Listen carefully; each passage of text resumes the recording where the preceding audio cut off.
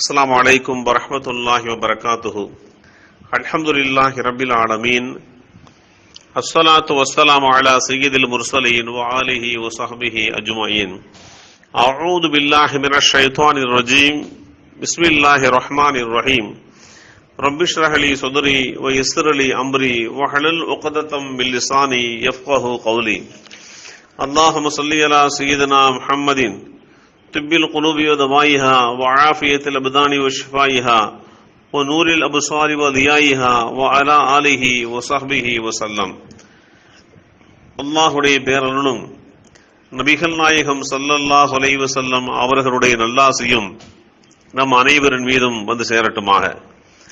அல்லாஹும் அவனது ரசூலும் எந்தெந்த நற்கர்மங்களை நம்முடைய வாழ்க்கையிலே எடுத்து நடந்து கொள்ள வேண்டும் என்று நமக்கு கட்டளையிட்டு இருக்கின்றார்களோ அவைகளை நம்முடைய வாழ்க்கையிலே எடுத்து நடந்து கொள்ள வேண்டும் என்றும், அல்லாஹும் அவனது ரசூலும் எவைகளை விட்டெல்லாம் விலகி நடந்து கொள்ள வேண்டும் என்று நம்மை தடுத்திருக்கின்றார்களோ அவைகளை விட்டும் விலகி நடந்து கொள்ள வேண்டும் என்றும் ஆரம்பமாக எனக்கும் அடுத்து உங்களுக்கும் இறையச்சத்தை கொண்டு உபதேசம் செய்து கொள்கின்றேன்.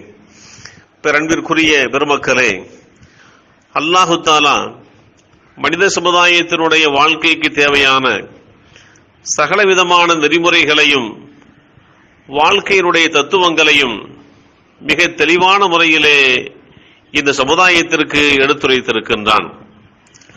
இறைவனுக்கு ஆற்ற வேண்டிய கடமைகள், இறையடியார்கள் தங்களுக்கு மத்தியிலே ஆற்றிக்கொள்ள வேண்டிய கடமைகள், ஒரு முதலாளி தொழிலாளிகளிடத்திலே நடந்து கொள்கின்ற நடைமுறை, ஒரு தொழிலாளி முதலாளிக்கு எப்படி விசுவாசமாக இருந்து கொள்ள வேண்டும் என்கின்ற நடைமுறை, அடிமையாக இருந்தாலும் எஜமானனுக்கு கட்டுப்பட்டு நடக்க வேண்டும், அந்த எஜமானனை விட்டு அவர் பிரிந்து சென்றார் என்று சொன்னால் அவருடைய வணக்க வழிபாடுகள் கேள்விக்குறியாக்கப்படுகின்றன என்பது போன்ற எண்ணற்ற தகவல்களை இந்த சமுதாயத்திற்கு நெறிமுறைகளாக அல்லாஹு தஆலா எடுத்துரைத்திருக்கின்றான். குர்ஆனிலே அல்லாஹ் குறிப்பிடுகின்ற போது வஹம்லுஹு வஃபிசாலுஹு 30 ஷஹ்ரன் என்று குறிப்பிடுகின்றான். தாய் கர்ப்பத்திலே அவனை சுமந்திருப்பதும் அவனுக்கு பால்குடி மறத்தலும் 30 மாதங்கள் என்று குறிப்பிட்டிருக்கின்றான். இந்த வசனத்திலே அல்லாஹு தஆலா ஒரு குழந்தையினுடைய பால்குடி பருவத்தை குறித்து எடுத்துரைத்திருக்கின்றான். குழந்தை தாயின் வயிற்றில் இருக்கும் காலமும் பிறந்து பால்குடி மறக்கும் காலமும் சேர்ந்து மொத்தம் 30 மாதங்கள் என்பதாக அல்லாஹ் எடுத்துரைத்திருக்கின்றான். குழந்தை வயிற்றில் இருக்கும் குறைந்தபட்ச காலம் 6 மாதமும் பால் குடிக்கும் காலம் 24 மாதங்களும் ஆக 30 மாதங்கள் என்பது கருத்தாக அமைவதாக அப்துல்லாஹ் இப்னு அப்பாஸ் ரலியல்லாஹு அன்ஹு அவர்களும் இன்னும் சில அறிஞர் பெருமக்களும் இந்த வசனத்திற்கு விளக்கம் சொல்வார்கள்.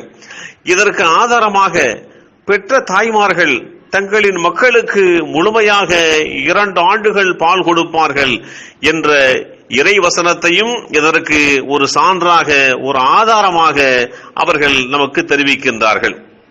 குழந்தை 9 மாதங்கள் வயிற்றில் தங்கிய பின்னர் பிறந்தால் 21 மாதங்கள் பால் கொடுக்கும் கால அளவாக இருக்கும் என்பதாக அறிஞர் பெருமக்கள் குறிப்பிடுவார்கள். எனவே குழந்தை வயிற்றில் இருக்கும் காலத்தையும் பால் கொடுக்கும் காலத்தையும் திட்டவட்டமாக வரையறுக்கும் விஷயத்திலே மார்க்க அறிஞர்கள் மத்தியிலே பலதரப்பட்ட கருத்துக்கள் உள்ளன. 2.5 ஆண்டுகள் பூர்த்தியாக பால் கொடுக்கலாம் என ஹனஃபி மذஹபை சேர்ந்த பெருமக்கள் தெரிவிப்பார்கள். இதுவே அதிகபட்சமாகும். இதற்கு மேற்பட்ட காலத்தில் பால் கொடுப்பதற்கு சட்டம் இடம் கொடுக்கவில்லை. நபிகள் பெருமானார் ஸல்லல்லாஹு அலைஹி வஸல்லம் அவர்கள் கூறிய ஒரு செய்தி ஆயிஷா பிராட்டியார் ரலியல்லாஹு அன்ஹா அவர்கள் மூலமாக அறிவிக்கப்படுகின்றது. ஃபஇன்னமர் ரலாஅத்து மினல் மஜாஅ, பால் குடிப்பதென்பதே பசியினால் தான். அதாவது 2 வயதுக்கு உட்பட்ட பருவத்திலே அருந்துகின்ற அந்த பால்தான் அந்த குழந்தையினுடைய பசியை போக்கும் என்று ஸல்லல்லாஹு அலைஹி வஸல்லம் அவர்கள் சூசகமாக அந்த பால் குடியினுடைய காலம் 2 ஆண்டுகள் என்பதை இந்த சமுதாயத்திற்கு தெளிவுபடுத்திய செய்திகளை புகாரி ஷரீஃபிலே பதிவு செய்யப்பட்ட இந்த நபிமொழி நமக்கு எடுத்துரைக்கின்றது. தாய்ப்பால் மட்டுமே குழந்தைக்கு உகந்த ஆகாரம் என்பதையும் இஸ்லாம் மிக தெளிவாக நமக்கு சொல்லுகின்றது. பிறந்த குழந்தைக்கு முதல் 4 மாதங்களுக்கு தாய்ப்பால் மட்டுமே போதுமான உணவாக அமையும். கருவிலே உள்ளபோது குழந்தையினுடைய தாய்ப்பால் அல்லாஹ்வினால் படைக்கப்படுகின்றது. அப்படிப்பட்ட ஒரு மாற்றத்தை அல்லாஹ்வே அந்த குழந்தைக்காக வேண்டி தாயினுடைய கருவறையிலே ஏற்பாடு செய்கின்றான் என்பதையும் நபிகள் பெருமானார் ஸல்லல்லாஹு அலைஹி வஸல்லமுடைய அந்த வாக்கு நமக்கு எடுத்துரைக்கின்றது. அதே வேளையிலே அந்த பால்குடி என்கின்ற அந்த உறவு ஒரு சாதாரணமான ஒரு விஷயம் அல்ல. குர்ஆன் ஷரீஃபிலே அல்லாஹு தஆலா குறிப்பிடுகின்ற போது ஹுர்ரிமத் அலைக்கும் உம்மஹாத்துக்கும் என்று குறிப்பிடுகின்றான். உங்களுடைய தாய்மார்களும் உங்களுக்கு மணமுடிப்பதற்கு விளக்கப்பட்டவர்கள். அதே போன்று உம்மஹாத்துக்கும் உள்ளதி அரலானக்கும் அஹவாத்துக்கும் மினர் ரலாஆன், செவிலி தாய்மார்கள் உங்களுக்கு பால் கொடுத்தார்களே அந்த செவிலி தாய்மார்கள், உங்கள் பால்குடி சகோதரர்கள், இவர்கள் எல்லாம் உங்களுக்கு மணமுடிப்பதற்கு தடை செய்யப்பட்டவர்கள் என்று ஒரு பெற்ற தாயை ஒருவர் எப்படி மணமுடிப்பது கூடாதோ ஹராமாக்கப்பட்டுள்ளதோ அதே போன்று அந்த ஆண்மகன் எந்த பெண்ணிடத்திலே பால் குடித்தாரோ அந்த பால் கொடுத்த தாயும் அந்த பெற்றெடுத்த தாயினுடைய அந்தஸ்திற்கு ஒத்தவளாக ஆகிவிடுகின்றார். அந்த தாய் மூலமாக இந்த உலகத்திலே பிறந்த அந்த பால்குடி உறவில் இருக்கக்கூடிய அந்த சகோதர சகோதரிகள் உனக்கு உடன் பிறந்த சகோதர சகோதரிகளை போன்று பாவிக்கப்பட வேண்டும் என்பதையும் குர்ஆன் ஷரீஃபிலே அல்லாஹ் சுப்ஹானஹு தஆலா அந்த பால்குடியினுடைய உறவு எந்த அளவிற்கு ஒரு புனிதத்துவம் வாய்ந்தது என்பதை இது சமுதாயத்திற்கு எடுத்துரைப்பான். ஆயிஷா நாயகி ரலியல்லாஹு அன்ஹா அவர்களிடத்திலே அஃப்லஹ் என்ற ஒருவர் வீட்டிற்குள்ளே வருவதற்கு அனுமதி கோரினார். அப்போது பெருமானார் ஸல்லல்லாஹு அலைஹி வஸல்லம் அவர்கள் சொன்னார்கள், ஃபஇன்னஹு யஹ்ருமு மினர் ரலாஆ மா யஹ்ருமு மினன் நஸபி என்று குறிப்பிட்டார்கள். ஆயிஷாவே, அந்த அஃப்லஹ் என்பவர் உன்னுடைய பால்குடி சகோதரர், நஸபியத்தின் மூலமாக உறவுகள் மூலமாக எவைகள் எல்லாம் ஹராமாக்கப்பட்டுள்ளதோ அவைகள் எல்லாம் பால்குடியின் மூலமாகவும் ஹராமாக்கப்பட்டிருக்கின்றது. எனவே அஃப்லஹ் என்ற உன்னுடைய அந்த சகோதரருக்கு நீ வீட்டிற்குள்ளே நுழைவதற்கு அனுமதி கேட்டால் நீ அனுமதி வழங்கிக் கொள். அவர் ஒரு அந்நியர் இல்லை, அவர் உனக்கு பால்குடி சகோதர உறவு உள்ளவராக இருக்கின்றார் என்பதை பெருமானார் ஸல்லல்லாஹு அலைஹி வஸல்லம் அவர்கள் அன்னை ஆயிஷா அம்மையார் ரலியல்லாஹு அன்ஹா அவர்களுக்கு சொன்ன செய்திகளை முஸ்லிம் ஷரீஃபிலே பதிவு செய்யப்பட்ட அந்த நபிமொழிகள் நமக்கு எடுத்துரைக்கின்றது. அதே வேளையிலே அந்த பால்குடியினுடைய அந்த உறவு என்பது ஒரு சாமானியப்பட்டதல்ல. அந்த பால் குடிப்பாட்டுதல் என்பது ஒரு புனிதத்துவம் வாய்ந்தது என்பதை இந்த உலகத்திற்கு நபிகள் நாயகம் ஸல்லல்லாஹு அலைஹி வஸல்லம் அவர்கள் எடுத்துரைத்திருக்கின்றார்கள். ஒரு பெண்மணி, காமிதியா என்ற கோத்திரத்தை சேர்ந்த ஒரு பெண்மணி நபிகள் நாயகம் ஸல்லல்லாஹு அலைஹி வஸல்லமுடைய சமூகத்திற்கு வந்து, நாயகமே, நான் தவறான வழியிலே நான் சென்று விட்டேன் என்று முறையிட்டாள். பெருமானார் ஸல்லல்லாஹு அலைஹி வஸல்லம் அவர்கள் அந்த பெண்மணியை நீ போ என்று அனுப்பி வைத்தார்கள். மறுநாளும் அந்த பெண்மணி வந்தால், நாயகமே, நான் தவறான நடத்தையின் மூலமாக தவறான நடத்தையில் ஈடுபட்டதன் மூலமாக தற்போது கர்ப்பமுற்றிருக்கின்றேன் என்று சொன்னாள். அப்போது நாயகம் ஸல்லல்லாஹு அலைஹி வஸல்லம் அவர்கள் நீ குழந்தையை பெற்றெடுத்து கொண்டு வா என்று சொன்னார்கள். அந்த பெண்மணியும் சென்று சில மாதங்களுக்கு பின்பாக ஒரு ஆண் குழந்தையை கையிலே தூக்கி கொண்டு அந்த தவறான வழியின் மூலமாக பிறந்த இந்த குழந்தை என்று சொன்னாள்.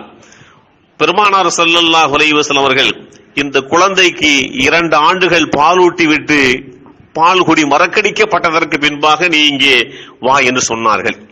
அந்த பெண்மணி சென்றால் 2 ஆண்டுகள் அந்த பிள்ளைக்கு குழந்தைக்கு பால் கொடுத்தால் அதற்கு பின்பாக அந்த குழந்தையை, அதாவது அந்த சிறுவனை கையிலே ஒரு ரொட்டி துண்டை தின்னக்கூடிய நிலையிலே பெருமானார் ஸல்லல்லாஹு அலைஹி வஸல்லமுடைய சமூகத்திற்கு அழைத்து வந்தாள். அப்போது நாயகம் ஸல்லல்லாஹு அலைஹி வஸல்லம் அவர்கள் அந்த சிறுவனை அழைத்து அவனை வளர்க்கக்கூடிய பொறுப்பை இன்னொரு சஹாபியிடத்திலே ஒப்படைத்து விட்டு அந்த பெண்ணுடைய இடுப்பு வரைக்கும் குழி தோண்டப்பட்டு அந்த பெண்ணை கல்லால் எரிந்து அந்த குற்றத்திற்கு உண்டான தண்டனையை நிறைவேற்றுமாறு சஹாபிகளிடத்திலே சொன்னார்கள். அந்த பெண்மணியினுடைய அந்த குற்றத்திற்கு கல்லால் எறிந்து தண்டனை நிறைவேற்றப்பட்ட அந்த சூழ்நிலையிலே அந்த பெண்மணி இறந்து விட்டாள். பொதுவாக சஹாபாக்கள் தங்களுடைய வாழ்க்கையிலே ஏற்பட்ட ஒரு சின்னஞ்சிறிய குற்றத்திற்கு கூட மறுமையிலே தண்டிக்கப்படக்கூடாது என்று ஆசை கொள்வார்கள். அந்த மறுமையினுடைய தண்டனையை விட இந்த உலகத்தினுடைய தண்டனையை ஒரு சாதாரணமாக நினைப்பார்கள். மிஞ்சி போனால் ஒரு முறை உயிர் போகும், அவ்வளவுதான். ஆனால் மறுமையிலே இவ்வளவு காலம் என்று குறிப்பிடாமல் சதா காலமெல்லாம் நரகத்திலே கிடந்து நம்முடைய பாவத்திற்காக வேண்டி தண்டனை அனுபவிக்க வேண்டுமே என்கிற எண்ணத்திலே சஹாபாக்கள் என்ன ஒரு தவறு செய்தாலும், நாயகமே இந்த தவற்றுக்கு இஸ்லாத்தின் ஷரியத்தின்படி உண்டான தண்டனை என்ன, அந்த தண்டனையை எனக்கு நிறைவேற்றுங்கள். அது கல்லால் எறிந்து கொள்ள வேண்டிய தண்டனையா? பரவாயில்லை, என்னை இந்த உலகத்திலேயே அந்த குற்றத்திற்காக வேண்டி நீங்கள் தண்டித்து என்னை பரிசுத்தப்படுத்தி விடுங்கள் என்று வேண்டி நிற்பது சஹாபிகளுடைய இயல்பான மனநிலை. அந்த அடிப்படையிலே இந்த பெண்மணியும் தான் செய்த அந்த குற்றத்திற்கு உண்டான தண்டனையை நிறைவேற்றுமாறு வந்து வேண்டி நின்றால், நபிகள் பெருமானார் ஸல்லல்லாஹு அலைஹி வஸல்லம் அவர்கள் அந்த பெண்மணியினுடைய அந்த குற்றத்திலே இருந்து அவளை பரிசுத்தப்படுத்துவதற்காக வேண்டி கல்லால் எறிந்து கொள்ள வேண்டிய அந்த தண்டனையை நிறைவேற்றுமாறு சஹாபாக்களிடத்திலே சொன்னார்கள். சஹாபிகள் அந்த தண்டனையை நிறைவேற்றினார்கள். அந்த பெண்மணி இறந்து விட்டாள். அந்த பெண்மணிக்கு நபிகள் நாயகம் ஸல்லல்லாஹு அலைஹி வஸல்லம் அவர்களே ஜனாசா தொழுகை நடத்தி அதற்கு பின்பாக அந்த பெண்மணி அடக்கம் செய்யப்பட்டாள். இந்த நிகழ்வின் மூலமாக நாம் புரிந்து கொள்ள வேண்டியது, தவறான வழியிலே உருவாக்கப்பட்ட ஒரு குழந்தையாக இருந்தாலும் சரி, அந்த குழந்தைக்கு 2 ஆண்டுகள் பாலூட்டப்பட வேண்டும். அதற்காக வேண்டி அந்த தாயினுடைய குற்றமே, அந்த குற்றத்திற்கு உண்டான தண்டனையே நிறுத்தி வைக்கப்பட்டிருக்கின்றது என்பதை இந்த நபிமொழி இந்த உலகத்திற்கு நமக்கு எடுத்துரைக்கின்றது. ஒரு குற்றம் புரிந்தவள் அந்த குற்றத்திற்கு தண்டனை நிறைவேற்றுமாறு வருகின்றால், இருந்தாலும் நீ உன்னுடைய பிள்ளைக்கு அந்த தவறான வழியிலே உருவாகிய அந்த பிள்ளையாக இருந்தாலும் அதற்குண்டான தாய்ப்பாலை நீ வழங்கிவிட்டு கொடுத்துவிட்டு 2 ஆண்டுகளுக்கு பின்பாக வா என்று சொல்லி அனுப்பினார்களே. இந்த நிகழ்வில இருந்து ஒரு தாய்ப்பாலின் மூலமாக அந்த பிள்ளைக்கு ஏற்படுகின்ற பாக்கியங்கள், கிடைக்கக்கூடிய நன்மைகள் எந்த அளவுக்கு உகந்தது என்பதை புரிந்து கொள்ள முடிகின்றது. இன்றைக்கு மேற்கத்திய நாடுகளுடைய கலாச்சாரம் நமக்கு மத்தியிலே வளர்ந்தோங்கி நம்முடைய இஸ்லாமிய பெண்மணிகள் கூட தாய்ப்பால் கொடுப்பதை ஒரு குறைவாக, அதை ஒரு அற்பமாக நினைக்கின்றார்கள். தாய்ப்பால் மட்டுமே பிறந்த குழந்தைக்கு உகந்த உணவு. பிறந்த குழந்தைக்கு முதல் 4 மாதங்களுக்கு தாய்ப்பால் மட்டுமே போதுமான ஆகாரமாக அமைந்துவிடும். ஒரு குழந்தை கருவறையிலே உருவாகும் போதே அதற்கு தேவையான தாய்ப்பாலை அல்லாஹு தஆலா படைத்து விடுகின்றான். அதனால் இனி தாய்மார்கள் யாரும் தாய்ப்பால் கொடுப்பாமல் இருப்பதற்கு எந்த விதமான காரணமுமே சொல்ல முடியாது. பால் வரவில்லை, பால் சுரக்கவில்லை என்று எந்த தாயுமே சொல்ல முடியாது. நான் சுமந்து பெற்ற என் குழந்தைக்கு பாலை கொடுப்பேன் என்று ஒவ்வொரு தாய்மார்களுமே தங்களுடைய வாழ்க்கையிலே ஒரு லட்சியமாக எடுத்துக்கொள்ள வேண்டும். தாய்ப்பால் தானாக ஊறுகின்றது. பால் சுரக்காவிட்டாலும் குழந்தையை சப்ப விடுவதனால் தாய்ப்பால் ஊறுகின்றது. தாய்ப்பால் கொடுப்பதனால் தாயினுடைய அழகு கெட்டு விடாது. குழந்தை உண்டாகி இருக்கும் போதே தாய்ப்பால் கொடுப்பது என்று தீர்மானித்து தங்களை தயார்படுத்திக் கொள்ள வேண்டும் என்பதை இஸ்லாமிய மார்க்கம் எடுத்துரைக்கின்றது. எந்த நேரத்திலும் தயாராக இருக்கக்கூடிய உணவுதான் தாய்ப்பால். மற்ற பசும்பாலாக இருக்கட்டும், பாக்கெட் பாலாக இருக்கட்டும், மற்ற உணவுகளாக இருக்கட்டுமே, அதற்காக வேண்டி சற்று சிரத்தை ஏற்படுத்தி எடுத்துக்கொள்ள வேண்டிய நிலை இருக்கின்றது. ஆனால் தாய்ப்பால் சதா எந்த நேரத்திலேயும் அது அருந்துவதற்கு உகந்த ஒரு ஆகாரமாக அமைகின்றது. ஏழை பணக்காரர் என்ற பாகுபாடு இன்றி அனைவருக்கும் இலவசமாக கிடைக்கக்கூடிய சுத்தமான சுகாதாரமான உணவாக இருக்கின்றது. தாய்ப்பால் ஊட்டுவது மிகவும் மலிவானது. புட்டிப்பாலை விட தாய்ப்பாலுக்கு தேவைப்படுகின்ற கூடுதல் உணவுக்கு ஆகுகின்ற செலவு ரொம்ப குறைவு. ஒருத்தவங்க தாய்ப்பால் கொடுப்பதனுடைய செலவை பார்க்கிலும் மற்ற புட்டிப்பாலுக்காக வேண்டி கொடுக்கப்படுகின்ற செலவுகள் அதிகமாக இருக்கும். உங்கள் குழந்தைகளுக்கு புட்டிப்பால் கொடுப்பதாக இருந்தால் வாரம் ஒன்றுக்கு ஒரு டின்னுக்கு மேலாக தேவைப்படுகின்றது.